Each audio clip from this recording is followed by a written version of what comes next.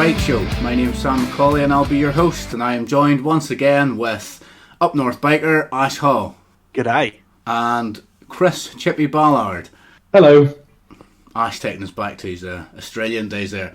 It was Australia World Superbike, so kind of that was a little tenuous link to what we're going to be talking about later on. I hope you all enjoyed the race. We certainly did. It's nice to have the bikes back. It's good to have them back. We'll get into that in a bit. First, I want to talk about the fact that our first podcast came out, our first episode. It was a little bit daunting at the start to try and get it all out and to try and get it all complete it and to use all the software, and it was way over my head, and I can't believe I managed to piece it all together. I can't even log on to Discord most of the time, never mind put a podcast together. Thankfully, Chippy jumped in and helped with getting it onto YouTube. We've been not very popular because there's some people on YouTube that have millions of views, but we've got a lot more views than I was expecting to get, that's for sure. I'll tell you what though, you did a good job on the editing though. Yeah. To say it's your first time, I thought it was great. Yeah. Yeah, it was quite good. Thank you very much. It could have been better, but I've listened to other podcasts before and there's been editing faux pas, so I'm not going to beat myself up about it too much. We'll get better. I'm very surprised that you didn't throw your laptop out the window though, like you usually do. After today, it might go out the window. So, in fact, yes. Please, when you get your new laptop, just lob your old one, and I want to see a video of it. Just launch it. I'll go riding my bike and I'll just chuck it off, just chuck it over the side. Yeah. So our first podcast, it's still available to listen to if you want to listen to it. It went out. It was a little bit stressful. There is now a hole in my kitchen door. That is a true story. I did punch a hole in my kitchen door from lack of sleep and a little bit of stress. It wasn't just because of the podcast, but that was definitely right up there. And we've learned one or two things from doing our first podcast. Well, I've certainly learned one or two things. Most importantly is the importance of muting your mic whenever you're taking a drink of coffee. Ash, I just seen you take a drink of coffee. I've literally just done it. And I didn't mute. Big old slurp, you know. The amount of slurping and swallowing that I could hear whenever I was doing the edit. And I could hear my dog shaking in the background. And I was like, oh my God. And some of it I couldn't even edit out either. So I was like, oh my God, this is shit. I'm going to have to put this on the internet and everybody can hear me drinking coffee. I'm pretty sure I've already taken a drink of coffee already. But yeah, I have multiple. Yeah. I haven't muted mine yet. I don't think you could hear mine on the last one. Yeah. Yeah, but when I drink my tea, I'm a slurper with tea. Yeah, well, mute your mic. And if you need to sneeze, if you need to sneeze or fart, mute your mic. And that's what that's not happening. That's what I was going to come to, Chippy. Can you press mute? Can you do that? Because you've just mute on Discord. He's got a set of earbuds in. That's what he's got. Apple earbuds in. Plug for Apple. Send us money, Apple. We're plugging your fucking stuff. He's got. There's me and Sam. We've got these really good microphones. You know, well, I say really good. It's what most podcasters use. And Chippy's like, oh, I'm going to get myself a PS5 headset. Well, that's the thing. I bought a PS5 headset and I can't get it to work. So that's just sat in a cupboard now. That was £80 down the drain.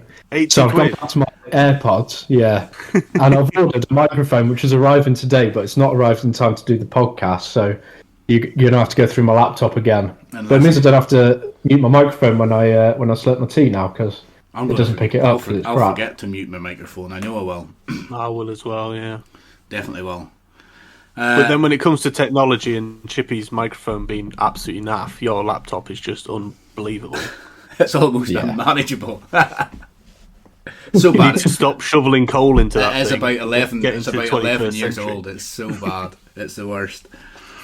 So going back to our first episode, guys, have you had any feedback? Has anybody got in contact or touched base with you to try and tell you about how good it was or what they thought of it? Have you had much feedback?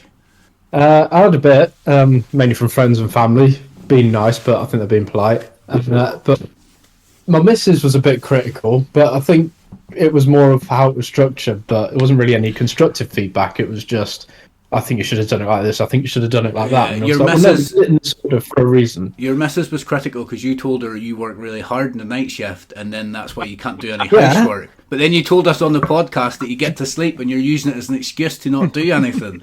You dumbass. Yeah, but I didn't think she was going to listen to it because she's not interested in bikes. So I thought she won't listen to the podcast. And then she sat there on the way home listening to it. And then she's like, oh, yeah. I was like, She was going to listen to it. It's something that you've created. yeah, she only wanted to listen to see if she got mentioned, which she did. Yeah. What about you, Ash? Have you had any feedback? Let's listen to this week's now. Yeah, I've had some feedback. One of them was, which we've discussed before. I was too quiet on it, but we've already discussed why that happened. So hopefully this time round, I won't sound as quiet. And mainly, most of it's been really good feedback. Yeah. Everyone that listened to it really enjoyed it.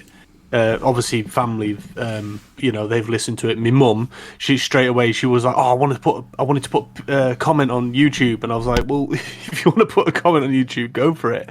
But she's there saying she was listening to the podcast, thinking when we were talking about the mugs, and she was saying, "Oh, I wanted to get involved. I want a mug." So, I've had nothing but positive, really. Yeah, we'll try and sort out some mugs for our listeners in due course. I had my old man ring me, and that is something special whenever my dad calls me on the phone, because we never talk. Usually whenever my dad rings me, somebody's either given birth or somebody's dead. But he called me on the phone, and we had a bit of a chat, and he was mostly telling me about being an asshole because I hadn't pulled my finger out my ass and got my licence. That was pretty much it.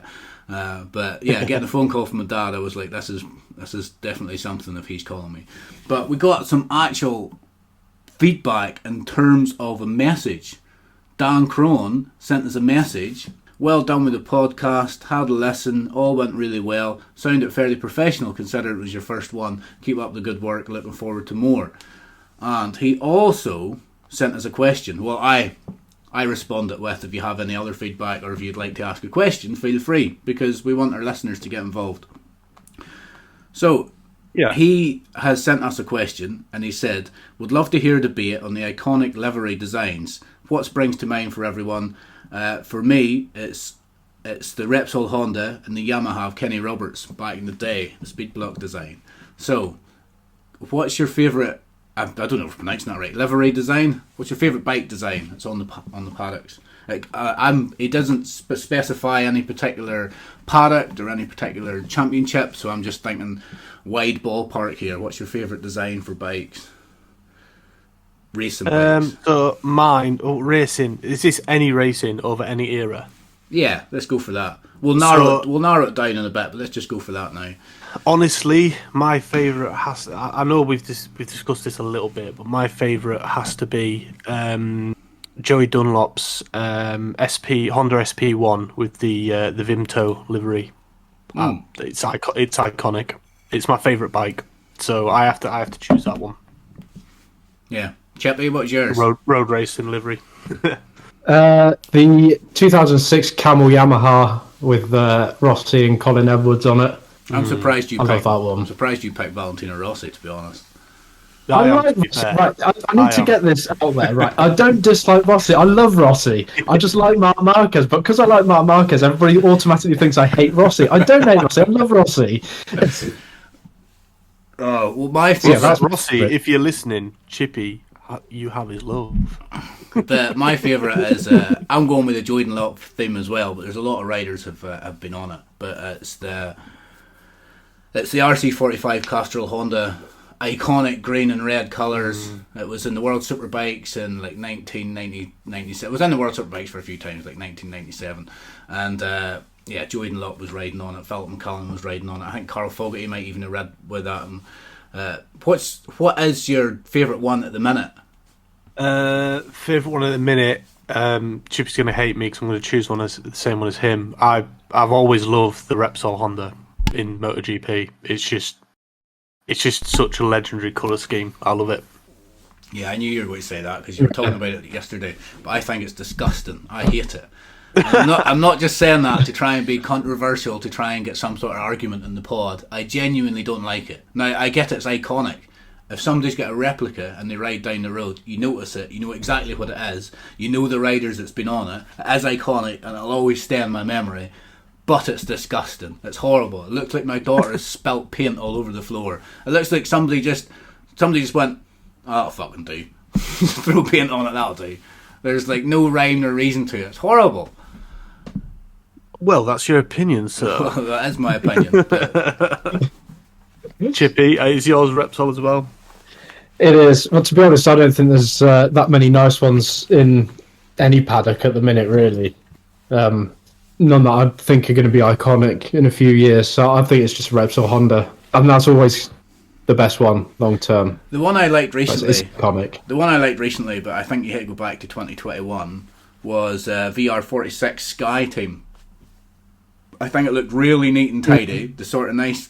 It was the quite black nice, background, and then you had like the nice neat sky that was on it. It looked really tidy. I thought. I enjoyed that. Yeah, it did. I would have chose. I was actually wanting to choose the Suzuki, Alex Rins Suzuki, but obviously that's not in MotoGP anymore, is it? Yeah. So, and that's the Castrol thing. I think everything that Castrol sponsor looks good. They just seem to make everything look good. And if Castrol, if you want to sponsor the big bad bike show, you can do that as well. One that sticks out for me is Kevin Swant's Suzuki, the Lucky Strike. You know? Lucky Strike on the side. Yes. That was awesome. Like again, that's just iconic. You see that? It just takes me back to when I was a kid, just loving motorbikes. There's more out there. Rizzler Suzuki. Yeah. Yeah, that was always a really good one. And Bastianini's Ducati last year, the purple one, I really liked that. But I like purple. I didn't like that. No, I'm sorry, but a Ducati has to be yellow or red in my opinion. I sent you a message on the group chat telling you why I liked it, because it looked like Joey Dunlop's 600 Supersport that he rode in 1994. Yeah. That purple one. And that bike is just... I see pictures of that just gives me goosebumps. And I saw Bastianini last year on the Ducati, and it reminded me of that. It's not exactly the same, but it's just what it triggered in my mind. There's a lot of Joey Dunlop going on here, because obviously he was a legend and amazing. He would have been 71 last week. His birthday just passed. Shares a birthday with my old man as well. Little fun fact there. So that's why I know. Amazing rider. Yeah, but that Dan Crone got in touch. If anybody else wants to get in touch, you can do so by emailing us at podcast@bigbadbs.co.uk. If you have any comments, any feedback, or if you want to ask any questions and try and get us to start a debate, doesn't need to be bike related. If you just want to ask us any sort of question at all, just to try and get us talking, give us something else to talk about rather than us just ranting on and talking bollocks, general BS, you can do that. Feel free. Again, it's podcast@bigbadbs.co.uk. We've got a Twitter account. Chippy still needs to sort it out because I'm not sure if people can get onto it, but it's the Big Bad BS. So if you go to Twitter and type in the Big Bad BS, and you're one of the lucky few who can manage to get to the link, get there. We've also got a Facebook group. What's happened with that? We've got a Facebook group, the Big Bad Bike Show, and we will put the Twitter link onto Facebook as well. We've also got Instagram. You can follow us at the Big Bad Bike Show, at the Big Bad Bike Show for Instagram. And there's also the Up North Biker if you want to follow Ash. Yeah, you can follow me. Got plenty of bike stuff there on Instagram. Do you want to talk about your nightmare of a ride you had this week, Ash? Oh, God. Yeah, okay then. So, as many of you will know, I was speaking about on the last podcast that I've just recently bought a Honda BlackBird. And I usually go out on my own riding. But then a few lads from a bike club I know said, "Are you coming out for a ride? We're just going through to a nice little village called Aviemore. And we're going to go through there, have a coffee and cake, head back, a couple of hours." I thought, well, at first I thought, just watch the World Supers. And then I thought, you know what, I'm going to go. So went out, we had a really good ride out to Aviemore. First time I've ever met these guys as well. They're all dead sound. And got to Aviemore, had a coffee and cake. And on the way back, I'd literally got... Aviemore's about an hour away from where I live. Got 10 minutes down the road, and all of a sudden, we all bunched up at the roundabout, and we just heard this awful squeaking, crunching sound. And every one of us was looking down at our bikes as if to say, "What is that?" And I was thinking, please don't be my bike, please don't be my bike. We set off from the roundabout, round the corner, and sod's law, it was my bike. Pulled over, and the lads pulled over with me, thankfully. Turned out it was my back wheel bearing completely shot, so the bike wasn't rideable. Got AA cover. So AA, if you're listening, by the way, you've lost a customer, and you're about to find out why. Because Big I've up the called AA. Oh God, don't. Do you know what? Go with anybody else other than the AA. I don't care who you go with. There'd be more use. They're like a chocolate fire guard of the AA for me in this instance. Called them up. You know, I think it was about 4:15. And bearing in mind, it's still a pretty chilly up in in the Highlands. We're all wearing tinted visors, so two of the lads stayed with me. They said, "Oh yeah, we'll be there within the hour with a recovery truck." Super excellent. Cheers, AA. An hour later. What time was this? What time was this at? Whenever they told you that? So this was at 4:15. They told me they were sending a recovery truck. I'm laughing because I know the story. And it gets to 5:15. So an hour later, I get a call back. Oh yeah, he's going to be another hour. Okay, fine. 2 hours. That's not too bad. The other two lads that were with me, though, again, I said they had tinted visors on. So they said, "Look, we don't want to be them guys, but we need to head back because the sun is going down and we won't be able to see where we're going. And plus, it's illegal to ride with a tinted visor in the dark." They're basically looking at their watch going, "Oh, fuck." But they said to me, "If we can get back and get our mate's van, then we'll come back for you if you need us." I thought, yeah, do you know what, guys? Get yourselves away. I had 10% battery on my phone at this point as well. So AA turn up at 6:10, just in a transit van. This lad turns up. I said, "Please tell me you've got a bike trailer on the back of that van." And he said, "No." I was like, "So why are you here?" I was like, I need recovering. Can you change a wheel bearing at the side of the road? No, I can't. Right, well, can you at least let me sit in your van for 20 minutes and warm up? It's 0 degrees out here. And charge my phone a little bit, which he was dead sound. He understood. Let me do that. He had to go to another job, so I was back out in the cold. 3 hours. I was in -2. 3 hours. They were trying to send me a taxi. They didn't even send a taxi guy my location. So this guy is driving up and down a road trying to find me. He didn't even get anywhere near me. And he was miles away. He probably thought he was having a bad day too. Little did he know. Oh my God. But luckily, so I was out there until 9:30. 9:30, the lads that I were riding with, 2 of them turned up in a van with all the gear to get my bike. Another guy turned up in a car. He'd brought me a flask of coffee. He'd brought me a sandwich, crisps, got me in a nice warm car. I honestly could have cried. I was like, "Oh my God, thank you so much for coming to get me." Because the AA told me that the earliest they could recover me was 1 a.m. That's ridiculous. 1 a.m. That is bad.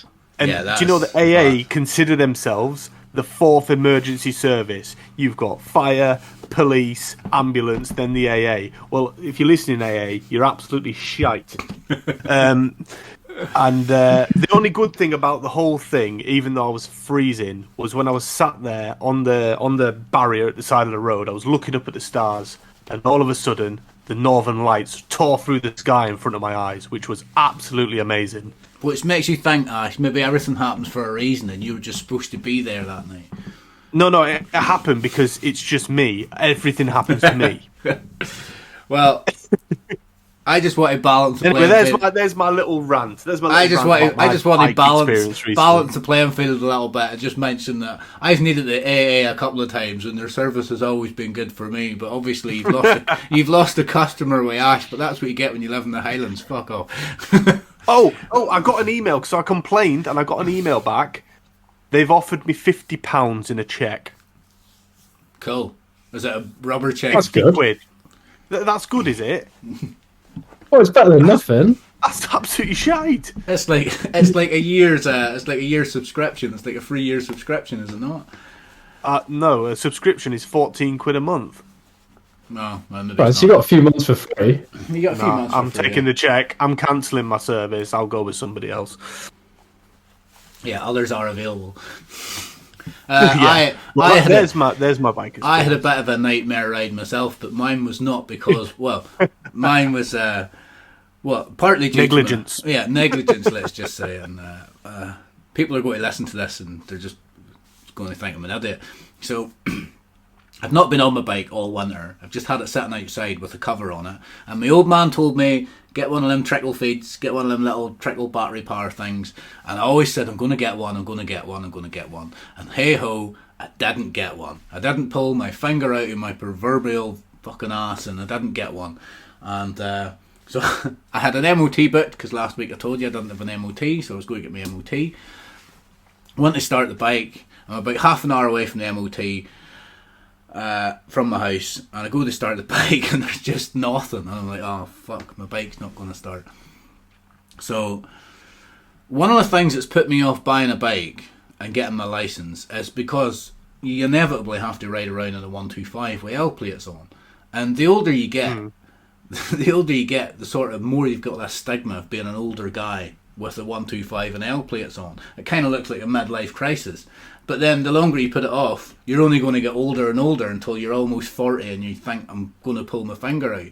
Now, add to that scenario this almost 40-year-old man with his 125 outside his house, pushing his 125, trying to bump start it.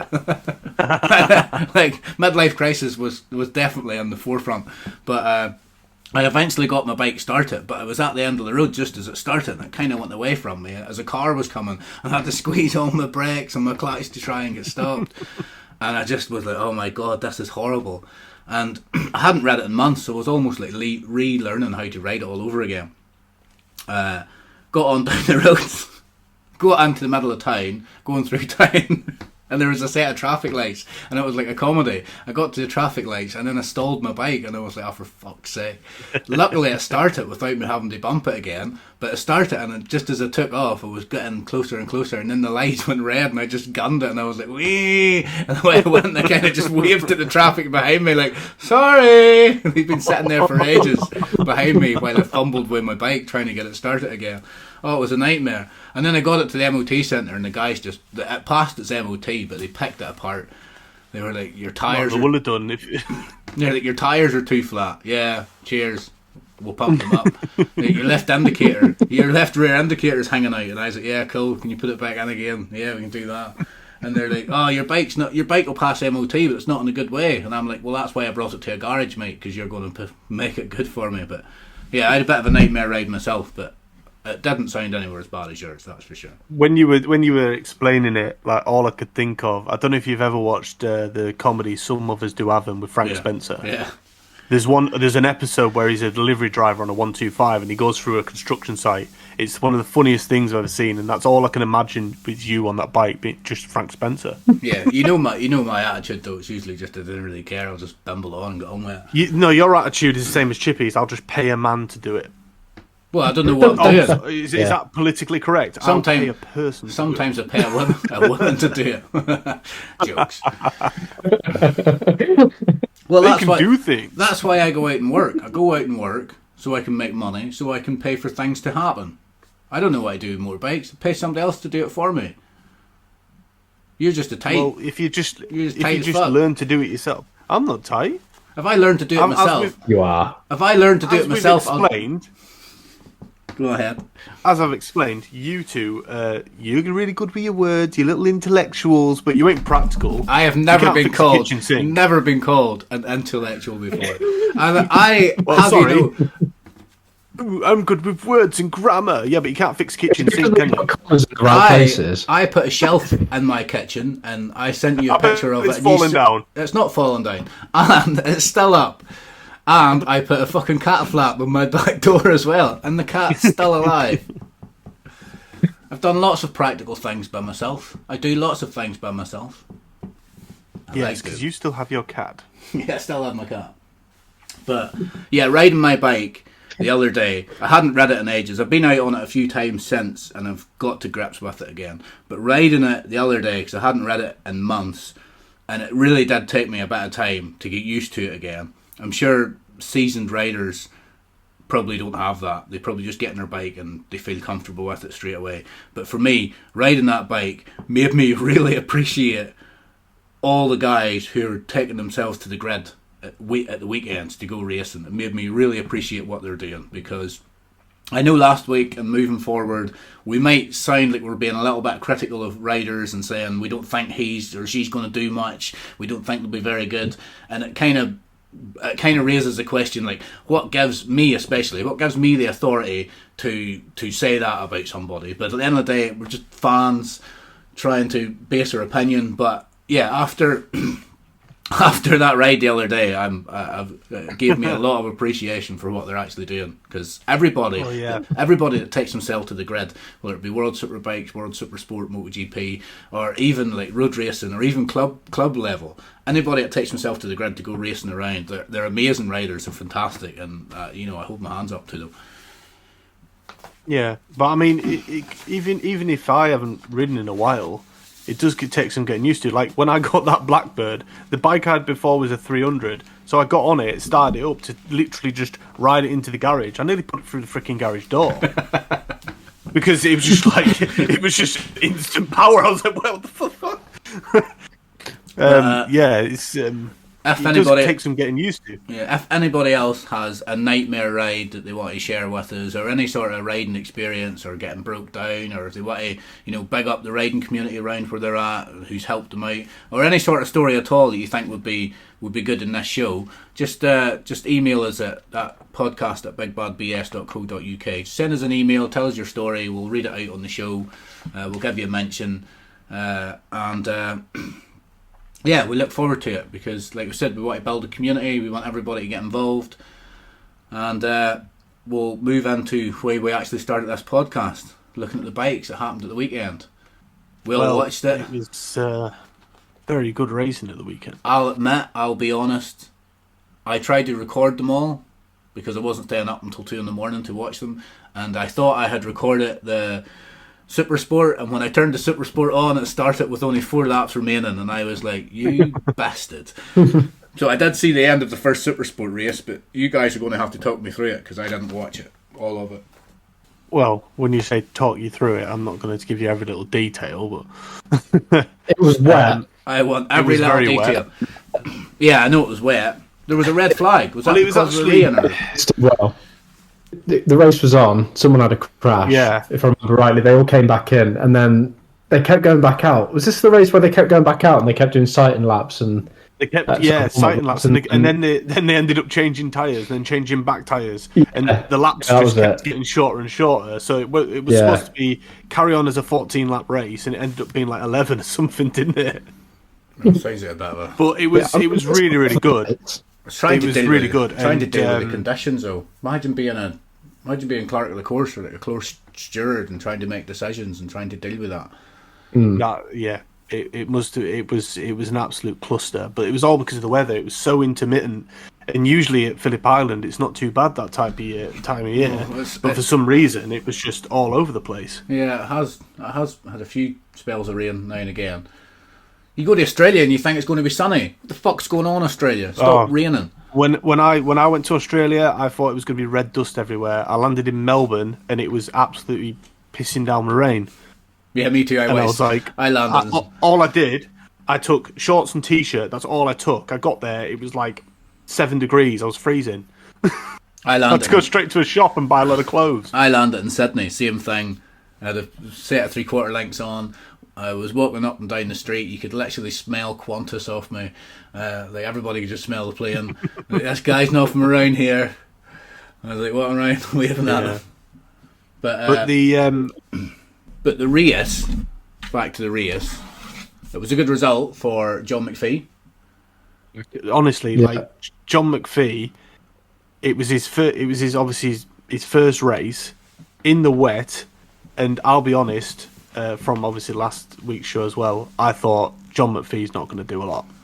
I thought he's gonna get knocked off, or he's going to be on his side, I think he qualified like 17th. Yeah, 17th. He qualified, and then he was just there, and I'm thinking, who is this guy?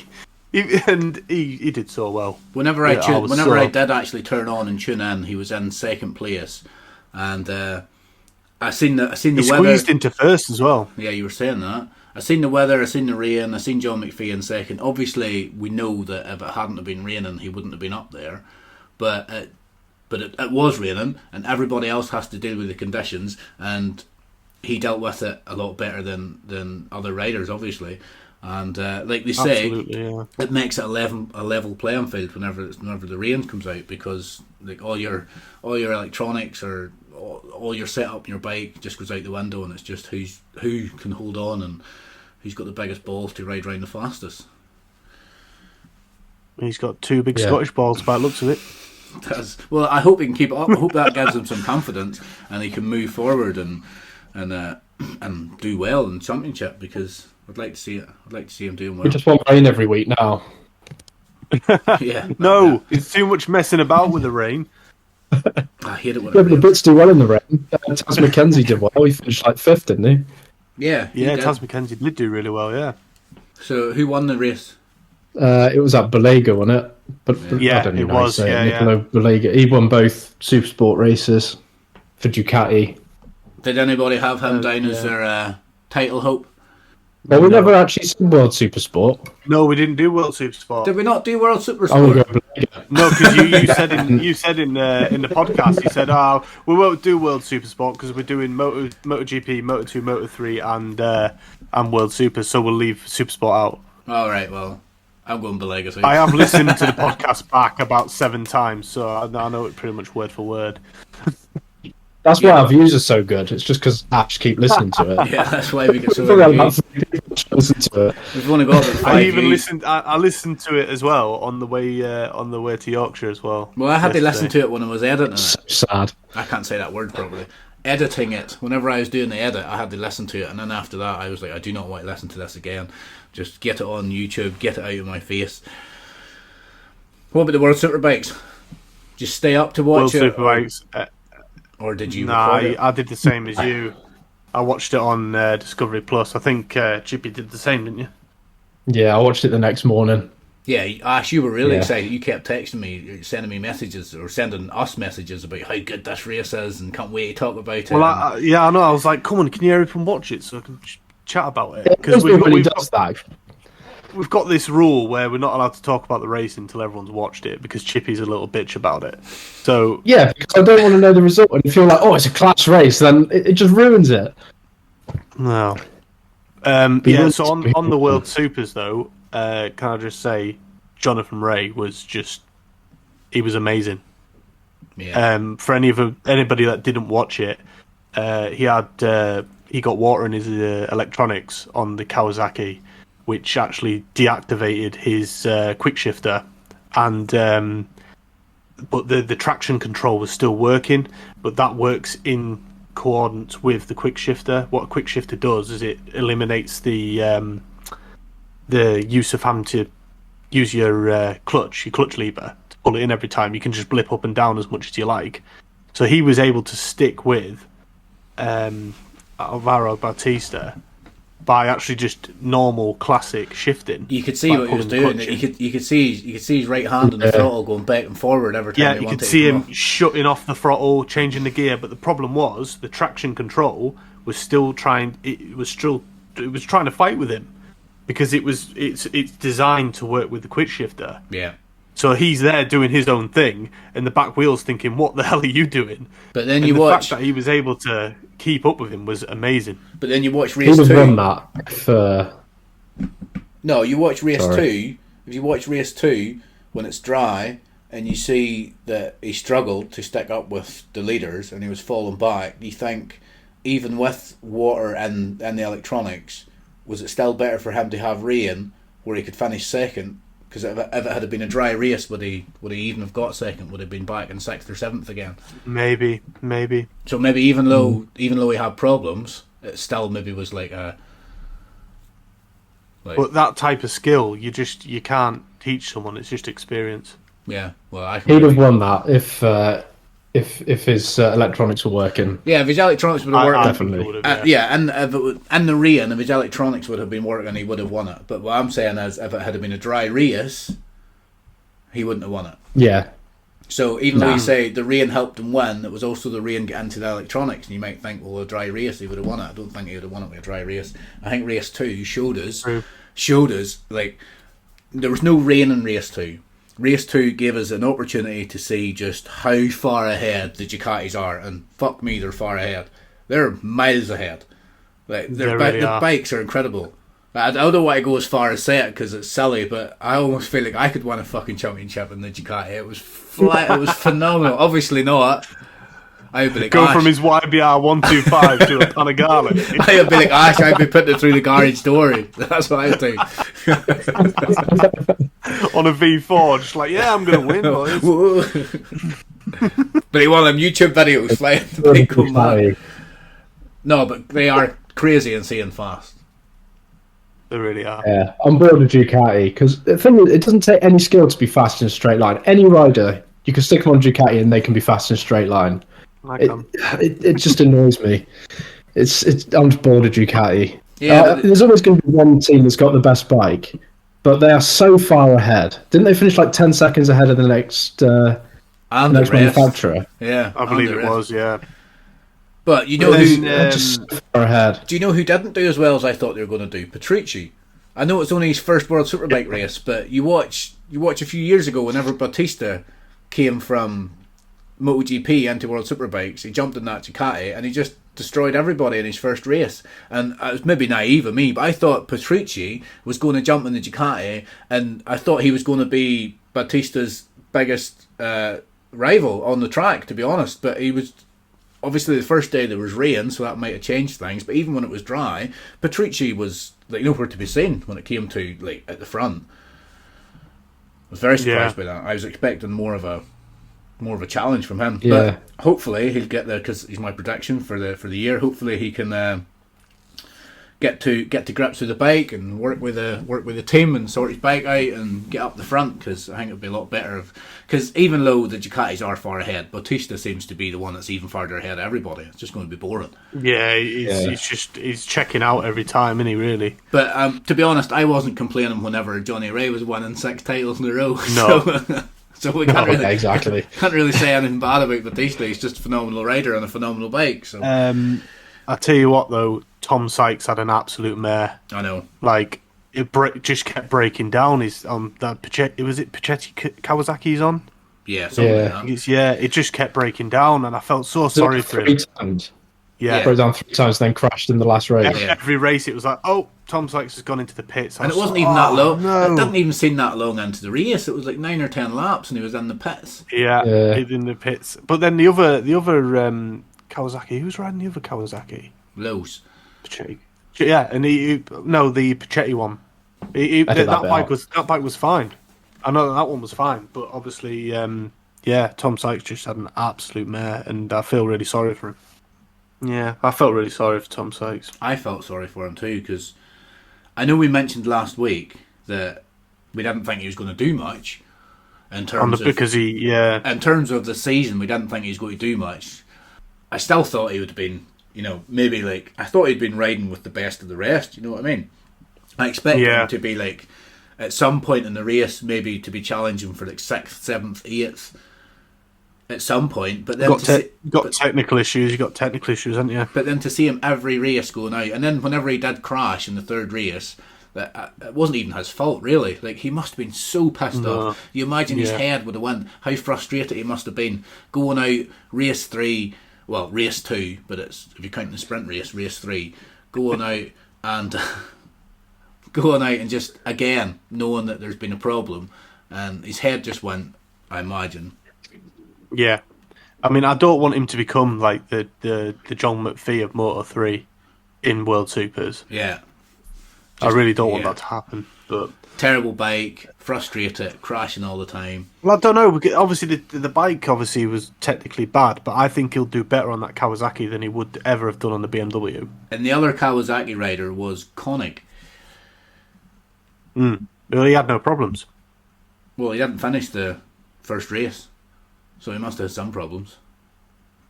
I think he must have had an off then, because I don't think he rode into the pits. It just says retired on the side, because I'm looking at what I posted on Twitter, and it said Connie. He completed 11 laps. Oh, and then what? No, he didn't. Did he crash or did he pull? Did have it out. Did he crash or did he? No, he finished 7 laps behind, but it doesn't say how. All right. How he finished. It just says here retired. He's a Czech rider, so Yeah, so whether his bike's giving problems as well. So maybe he didn't do that much better than Tom Sykes. With the Kawasaki's as well, Alex Lowes crashed in race 2 and race 3. And I know... He was doing so well. I know, like, again, we kind of thought Alex Lowes, he's maybe likely to crash a lot, but I was listening to an interview with Alex Lowes, and last year, I think it was, testing, racing, qualifying, he only crashed 6 times the whole year, so he's not really a prominent crasher. But it got me to thinking, race 2, I was watching that, and you've got Johnny Ray, who's still a phenomenal rider, still hungry, 6-time world champion, and he was struggling just to get, 6th or 7th, is that where he got? At the end of the race? Now you think about Johnny Ray. Now, I don't know if this is right, I don't know if this is true, I don't look at contracts, I don't read contracts, I don't look at the nuance of what's going on, this is just me thinking. But Johnny Ray, 6-time world champion, he's been amazing for Kawasaki. He could get a ride anywhere basically because he'll bring in the money just from merchandise. If he's riding around in his Kawasaki, I'm not saying he's not trying, but he in a way can afford to finish 7th, because if he can finish 7th, he can walk in and say, your bike's crap, you need to fix your bike, and next year he can still get a ride. Where Alex Lowes, if Alex Lowes doesn't finish in the top 10, and let's be honest, if Johnny Ray's struggling to finish 7th, why should Alex Lowes not struggle to finish 7th or 8th? But is Alex Lowes in the position where he can walk in and say, this bike's crap? Because if he doesn't finish, if he's not up racing for the lead and racing at the top, are other manufacturers going to give him a ride? Is Kawasaki going to keep him on? So there's maybe more pressure on him because he can't just finish 7th like Johnny Ray can, because like I said, Johnny Ray's 6-time world champion. He's kind of got a bit of a cushion as where he can have a bad season or two. Yeah, so basically what I'm going to say is Alex Lowes is maybe just riding the wheels off the thing, just pushing it beyond its limits, even to get... He was doing so well. He was riding really, really well, and he was up there, and then it's just disaster. Yeah, but that's just racing, I suppose. As I say, he's just pushing that bike beyond its limits because the Kawasaki's just not that fast. Yeah, but it's not always about the bike; it's about the rider as well. I know, but like I said, you got Johnny Ray finishing 7th, Alex Lowes. I'm not saying, but then Johnny's been riding that bike for a long time. Yeah, I know, but. And also, they have just this year's Kawasaki engine is all brand new electronics as well. But how long's Lowes been on it? He's been on it 3 or 4 years. Not as long as Johnny, though. I know that, but still, he's still been on it a fair few years. I just think that he gave him a bye ball for he's crashing over the weekend because he's obviously riding the wheels off the thing just to try and stay with the front runners. Maybe, well, hopefully next race he'll. I don't know, maybe at least bounce back, fine-tune it or... Yeah. I like the Lowes brothers. I always want to see them doing well. Yeah, they are good. I do like them as well. Yeah. Yeah. One that I did really enjoy watching, and I think he's definitely he's my one to watch now for the World Supers. Ike Lecuona on the Honda.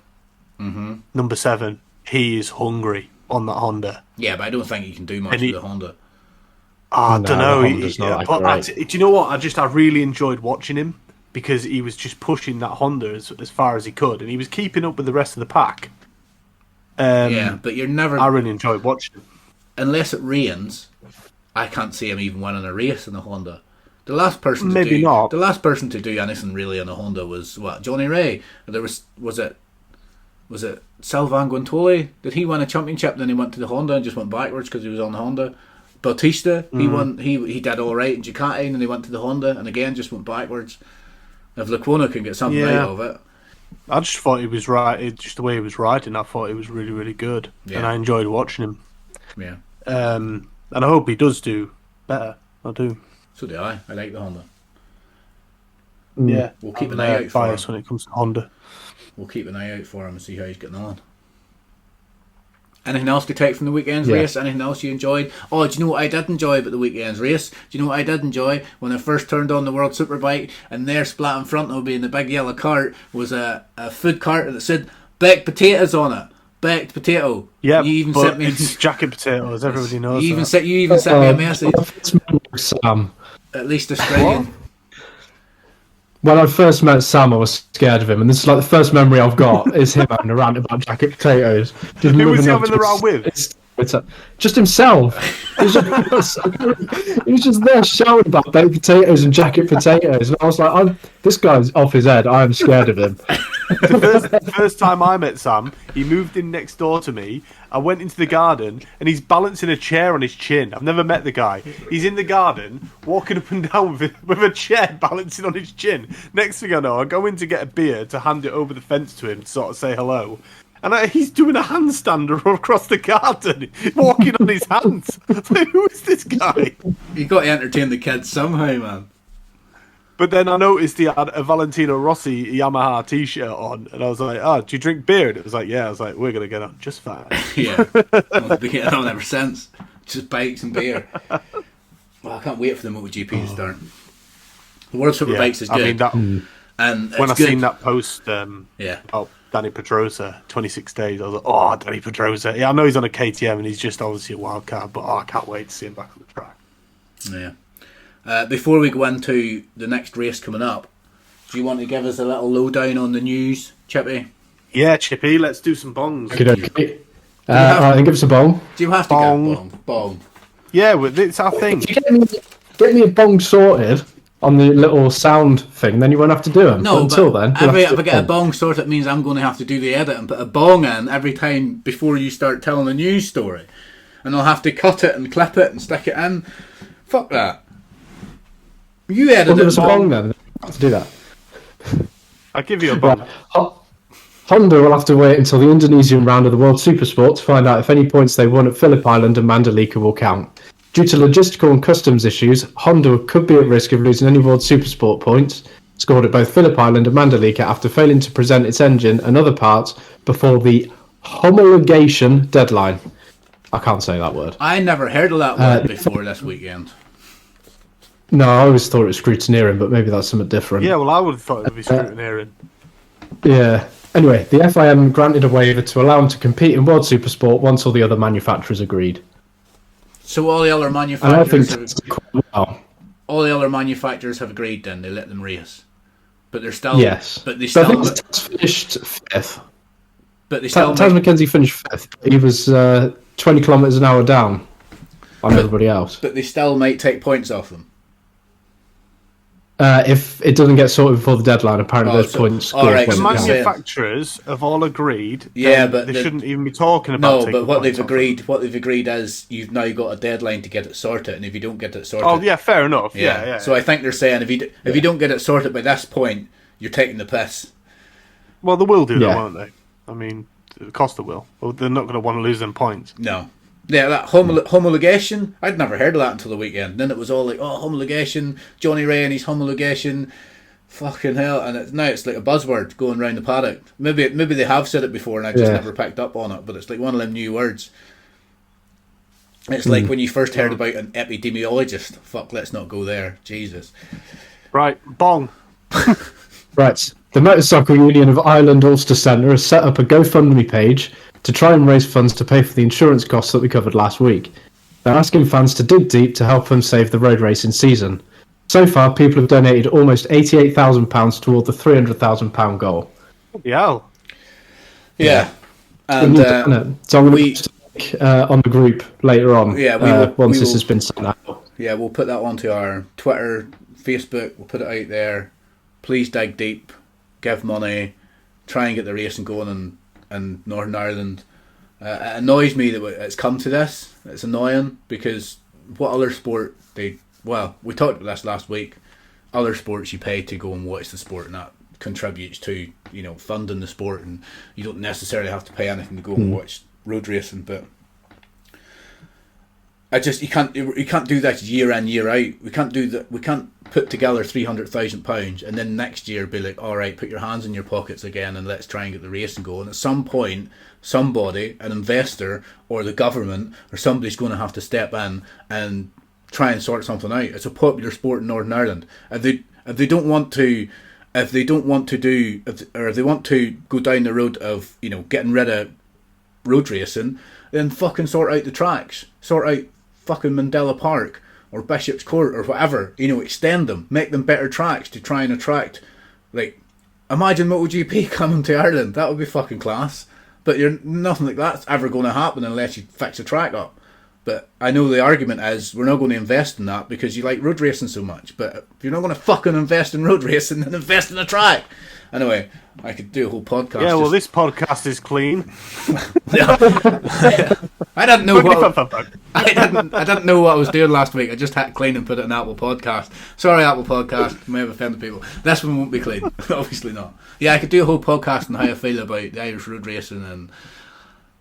But yeah, that's just a snippet of how I feel. Sorry, Chippy, you go ahead. Continue your news. Bong. Bong. From July, BT Sport will be known as TNT. The BT and Warner Brothers joint venture was formed in September last year, and they announced plans to combine BT Sport and Eurosport UK.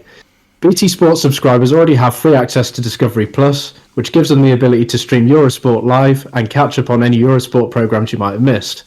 From what I can work out, it's going to be good news for bike fans because it means MotoGP, World Superbike and BSB is all going to be under the same umbrella, meaning only one subscription is needed to watch all the bikes. And I've personally used the Discovery Plus app. It's not the slickest platform, but it's all right. And it's handy if World Superbike and BSB on are at the same time because, say they're showing World Supersport 300, I'd rather watch something like the British Talent Cup, so you can just watch that one and then catch up on the World Supersport 300 after.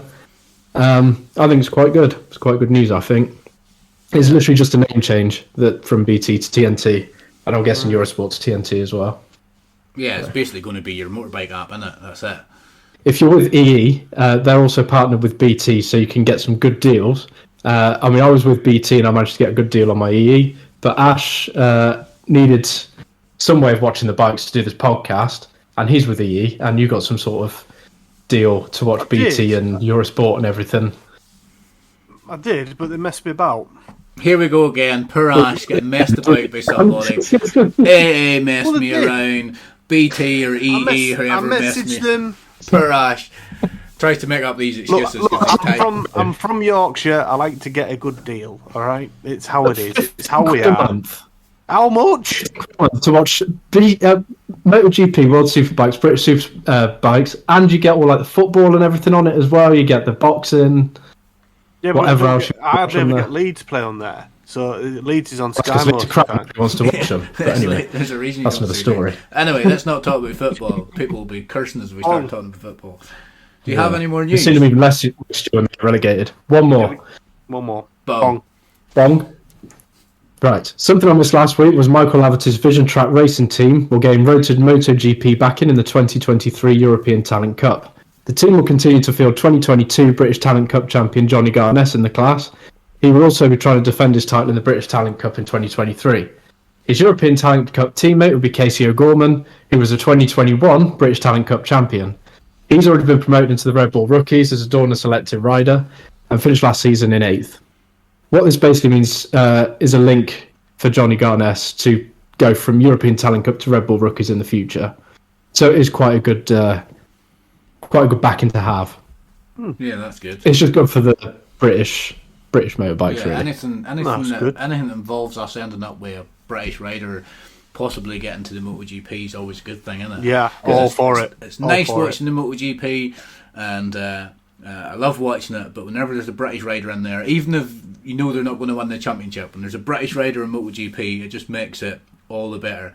I can remember my emotions whenever Carlo Crutchlow eventually won a MotoGP. I was beside myself. My wife even walked over to me and she was tapped me on the shoulder and she was like, "Sam, are you okay?" And I was like, "We just won a MotoGP." I was like, "Oh, it was amazing just to see a British lad won a MotoGP." I was so fucking happy. I was really happy. So the more Brits we can get in there, the better. Is that and it's Johnny Garness, it's class. Yeah. No, and he's from Devon as well. Devon. Oh, I'm from Devon. No, I put cream on my scone before jam. Well, of course you do. That's the right way to do it. Anyway, that's the end of the news. Not, but anyway. That's the end of the news. Very good. We can debate fucking cheese and jam and cream, whatever, some other time. We'll be here all night if we start that. Fucking hell. If you have any preference to your jam and cheese, or cheese and cream and jam, whatever, email podcast at bigbadbs.co.uk and let us know what you think. And We can start an argument about it online on the podcast later on. So that was Australia World Superbikes. That was last week. And usually, once Australia happens, there's quite a gap until the next race. But this year, it's slightly different. So it's going from Australia straight the next week. It's going to Indonesia. Which, as good as it is, we had a little bit of a problem this week. We were hoping to record on Monday. There was problems. We couldn't record on Monday. We've had to leave it till Wednesday. And then because there's a race coming up the next week, it seems like a big rush. So as good as it is, if it had been a 2-week gap, we could have prepared a little better. But anyway, we've got a race coming up, and it's not Thailand, it's Indonesia, isn't it? I thought it was Thailand, but it's Indonesia. Yes. So does that mean it's going to be on another dodgy time then, isn't it? Yeah, it's going to be another dodgy time. Yes, it's called, in the morning. to the best of my knowledge, if I can pronounce it, the Pertamina Mandalika International Street Circuit. I'm not saying that again. Sounds sensual. Anyway, it's Indonesia. I can imagine Indonesia is going to be humid. It's going to be wet. Maybe not raining, but it reminds me of the sort of place that might be partial moist. It might be moist. Might be partial to a bit of rain every now and again, depending on what type of year it is. I'm not really up on my geography when it comes to Indonesia, but is it not quite tropical and it can rain quite a bit? So fuck knows what we're going to get. We might get another wet race. John McPhee might actually win one if it starts raining. Johnny Ray might have a chance to beat the Ducatis if it starts raining. But who knows? It might just be blisteringly fucking hot. Yeah, we want rain. Get your BT or get your BBC fucking weather app out and look to see what Indonesia is going to be at the weekend. And we don't need to do that now, but if you're listening to this at home, you can do that and get an idea. I'm gonna get some bleeps for Sam's swearing, I think. I'm editing. I'm not bleeping anything. I'm not going to make it clean this time. I'm not going to write clean. I'm trying not to swear. I'm doing my best. I was so pissed off before this podcast. The reason we couldn't record on Monday, I'm not going to go into it, but it was an issue that I had, and it annoyed me so much. I was raging. The group chat was just undecipherable for like an hour or two. And Indonesia, is it still just the Super Sports and World Superbikes? So we're not. I don't think the SP300 is coming in until Europe. I don't think. Yeah, and the Super Stock as well. Let me check. Super Stock, yeah. Schedule: World Superbike, World Super Sport. That's all we got. Yeah. So are they not? Yeah. Are they? As the Super Stock and 300s, are they going to go to America? Are they going to go to? Are they just doing Europe? Is it just like a European Cup? Even though they call it a World Cup or a World Champion. Argentina, it's just World Superbike and World Super Sport. Right, so they're not going to Argentina, good. Which would assume they're only going to do the European rounds. But there's still one to be confirmed. There's still a round that's to be confirmed. Imola. I'm sure it was Imola. Yeah, 22 hours ago it was confirmed it's going to be in Imola. So that's after Donington Park. That's between Donington Park and the Czech round. Donington Park is like the 5th of July, and then Imola is going to be the 16th of July. That's us looking forward to the next race that's coming in Indonesia. Hopefully, it will be another cracker race. I'm hoping it's going to be dry the whole weekend. Actually, it's Wednesday now, so it's only going to be another full day before it starts. I'm looking forward to it. I'm buzzing already. Yeah. I love it whenever bikes just come week in, week out. You just 1 week, and that's why it's so good when the MotoGP starts, because you've got MotoGP, and then maybe they take a 2-week gap, but in between it you've got British Superbikes and World Superbikes. Oh yes! Well, before you get too excited, we have got a 3-week gap after this weekend where there's no racing on. We have a 3-week. There's a 3-week racing gap, but we don't want to take a 3-week gap, and this is why anybody that's listening, send us in some questions to podcast@bigbadbs.co.uk. Send us in some questions or some things to talk about, and or anything you want to know about us or about what we do with our bikes, or we've already explained it, not very much. Can't even fucking start my bike. But any questions about the podcast or about us, or anything you want to highlight about what you like about bikes, or any nightmare stories or rides, anything at all, and then we can talk about it, because we're going to need to try and fill a podcast for the next 3 weeks with some content.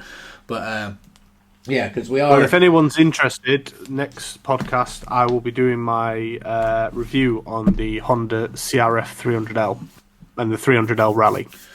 if anyone's interested in that. And I don't know if it's going to go ahead this next week. It might be the following week, or I don't know what sort of state it's in. But we were planning to do a where are we this week, where one of us goes for a ride in the bike and we take a picture and you have to guess where we're at. I was going to do that, but yeah, as we know, I kind of had a bit of a breakdown. Yeah. So once I've got my wheel bearing fixed and I've got the wheel back in and everything, I'll start doing that. And then you told everybody where you were, so you can't even use the picture. Well, I didn't. I only took one picture because obviously I was going to take a picture on the way back because the sun was setting. It would look really nice, but no, it died instead. Before we carry on, do you want to give the result, Chippy, of the Who Am I? I can do that. So the clues last week were I was born in Blackburn in 1965. Second clue was I hold the second highest number of World Superbike race wins at 59. And the third clue was I was awarded an MBE in 1998. And it was the answer is? It was really easy. Like, I knew straight away who it was. It was really... Do you know the first person to get it was? It was my mum. I'm quite surprised at that. I didn't think she'd even listen to the podcast. Yeah, let alone but that's because your mum's class. Yeah, I suppose. Whenever... But it was Car Fogarty, yeah. Whenever my old man Car rang me, Fogarty, he was like, "Was that who it was?" We had a few people message us on Facebook. If do you want to read their names out, or do you want to? What, Big Neil Dog? He's like our number one fan. Well, we've got Andy Harker, who was the first one on the group to put it. Darren McCauley, which I'm guessing is related to you, Sam. Sarah JD and Wayne Gilchrist. Is that how you say it? Yeah. I'm guessing you know him. Well done. Yeah, well done. Well done, everybody. Moving But that forward, was very easy. Moving forward, if you can send your answers to our email address, and we will read your name out if you get it right. This one here, I don't think it's entirely... it was my turn to do it this week. I just had to look to make sure I wasn't on mute, because I had to mute my microphone a second ago. Yeah, it was my turn to do it. I've tried not to make it exceptionally hard, but I also tried to make it slightly harder than what Chippy's was. I understand why you made it easy. It was their first one. So, 3 clues. Who am I? I've got a big smile on my face. I feel nervous because I feel like I'm going to give clues and then somebody's going to email in being like, "Man, you got that wrong because that's not what they did." Because that's like something I would do. Right, so, I had to try and word this properly. I won the 250 National Championship in my home country 1987, 1988 and 1989. I'll read that again. I won the 250 National Championship in my home country in 87, 88, 89. Clue 2. I won my first 500 GP race at the age of 23. And clue number 3. In 1997, I rode a Honda RC45 displaying the number 3. That's your 3 clues. See if anybody can get that. Why does Ash look like he's on Google? He keeps looking down. Yeah. Why do you look like you're in Google? You're looking as well. Yeah. So if you think you know the answer, looking at Google right now literally on my laptop, you would have no idea. If you think you know the answer, Yeah, send it to our email address podcast@bigbadbs.co.uk and or get in touch with us somehow. And if you get it right, we'll read your name out in the show. Try not to use Google. If you use Google, you're just cheating. So there's no point, because anybody can use Google and write it in. So if you think you know the answer, just get in touch with us. And if you get it right, we'll read it out. We only had one question come in, and it was from Dan Crone, and we've already answered that question. Answered that pretty well. Yeah, we've answered that about our favourite bike designs and what we liked, and so there's no more questions. So we'll just brush over that part. Anybody that's listening, thanks very much for listening. Like I said, we got a lot more listeners last week than we anticipated we were going to get, even though Ash did listen to it about 70 times. So that's probably... I didn't listen to it 70 times. Come on, that'd be an exaggeration. You said 7 times you listened to it. And your mum listened to it. Right, about 4 only times. because I wanted to try and see if I could make my delivery better, because I didn't think it was very good in the first episode. Well, you failed. Bell end. Yeah, so anybody that listened to it, or anybody that's listened to it again, if you've returned and you're listening to it the second time, or second episode, thanks very much. Keep coming back, keep listening, get involved, send us emails, tweet us, get on Facebook, the Big Bad Beat, or the Big Bad Bike Show on Facebook. Please do get involved, because it would be a better show if you guys join in with us, because without yous, we're just three dudes talking for no reason. And you will prove our wives correct. So please get involved so we can make a community and give us a reason to come on here and talk. Last week we gave our predictions for World Superbike, British Superbike and all that. I wanted to change my British Superbike one because we all said the same thing. And also I've had a bit more time to think about it. I'm going to go with Christian Idden to win the BSB. Yeah, I've said our socials enough times, so I'm not going to go over that again. There's not really much left for it, but to bid you goodbye. And ride hard, guys. See you later, guys. Cheers for listening. Bye-bye.